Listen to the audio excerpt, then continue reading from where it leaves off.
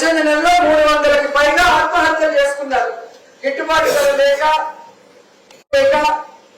కొనుగోలు చేసిన మామిడికాయలు చూశారు కదా, ఇవ్వాల్సిన డబ్బులు ఇవ్వకుండా రైతులు ఆత్మహత్యలు చేసుకుంటుంటే కనీసం ఆ కుటుంబానికి పరిహారం కూడా ఇవ్వకుండా ఈ దిగజారు ముఖ్యమంత్రి ఉప ముఖ్యమంత్రి ఉన్నారో ఒకసారి మనం ఆలోచించాలి.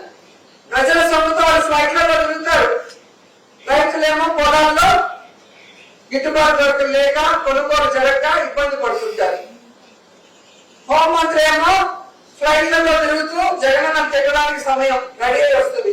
కానీ ఇంతమంది ఆడపిల్లలు చనిపోతుంటే ఆమెకు చీమ పుట్టినకి రక్షణ లేదు అంటే ఆమె సిగ్గుపడాలి ఒక మహిళగా కూడా ఈ సందర్భంగా తెలియజేసుకుంటున్నారు.